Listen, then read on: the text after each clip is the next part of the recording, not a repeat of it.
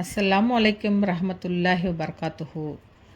எவர் நல்ல முறையில் உளுச்செய்து தொழுகையை நாடியவராக பள்ளிக்கு செல்கிறாரோ அவர் தொழ வேண்டும் என்ற எண்ணத்தில் இருக்கும் வரை அவருக்கு தொழுகையின் நன்மை கிடைத்து கொண்டிருக்கும். அவரது ஒரு எட்டுக்கு ஒரு நன்மை எழுதப்பட்டு அடுத்த எட்டுக்கு ஒரு தீமை அழிக்கப்படுகிறது.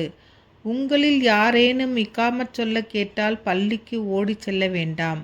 உங்களில் யாருடைய இல்லம் பள்ளியிலிருந்து எந்த அளவு தூரமாக இருக்குமோ அந்த அளவு அவருக்கு அதிகமான நன்மை கிடைக்கும் என்று ஹஸ்ரத் அபு ஹுரைரா ரலியல்லாஹு அன்ஹு அவர்கள் கூறிய பொழுது, அபு ஹுரைரா வீடு தூரமாக இருப்பதால் அதிகமான நன்மை ஏன் கிடைக்கிறது என்று அவர்களது மாணவர்கள் கேட்டனர்.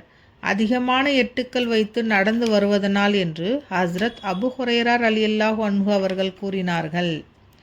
எவர் தமது வீட்டிலிருந்து உழு செய்துவிட்டு ஃபர்லு தொழுகையை நாடி வெளியேறுகிறாரோ அவருக்கு இக்ராம் கட்டி ஹஜ்ஜுக்கு செல்பவரின் நன்மையை போன்று கிடைக்கிறது. எம்மனிதர் லுஹா தொழுகைக்காக சிரமம் எடுத்து தம் இடத்தை விட்டு வெளியேறுகிறாரோ அவருக்கு உம்ரா செய்பவருக்கு சமமான நன்மை கிடைக்கிறது.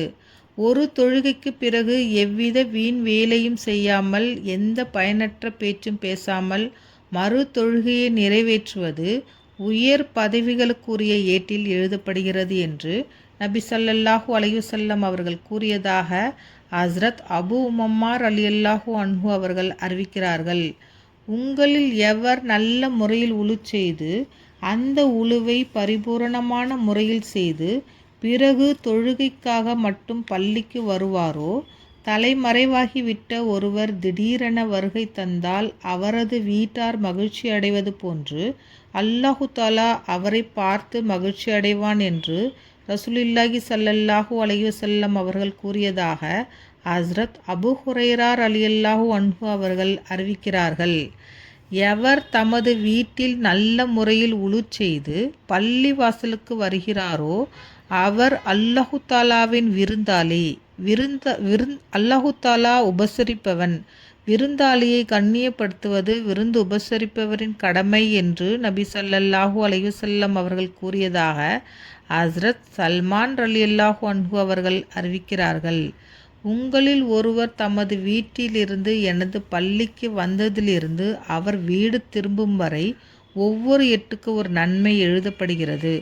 ஒவ்வொரு மறு எட்டுக்கு ஒரு பாவம் அழிக்கப்படுகிறது என்று நபி ஸல்லல்லாஹு அலைஹி வஸல்லம் அவர்கள் கூறியதாக ஹஸ்ரத் அபு ஹுரைரா ரலியல்லாஹு அன்ஹு அவர்கள் அறிவிக்கிறார்கள். சூரியன் உதயமாகும் ஒவ்வொரு நாளும் தனது உடம்பின் ஒவ்வொரு இணைப்புக்கும் அது ஆரோக்கியத்துடன் இருப்பதற்கு நன்றி கடனாக தர்மம் செய்வது ஒவ்வொருவரின் மீதும் கடமை. நீங்கள் இரு மனிதர்களுக்கிடையே நீதி வழங்குவதும் தர்மம். ஒருவரை அவரது வாகனத்தில் உட்கார வைப்பதற்கோ அவரது பொருட்களை அதன் மீது ஏற்றி வைப்பதற்கோ நீங்கள் உதவுவதும் தர்மம். நீங்கள் நல்லவைகளை பேசுவதும் தர்மம். தொழுகைக்கு எடுத்து வைக்கப்படும் ஒவ்வொரு எட்டும் தர்மம்.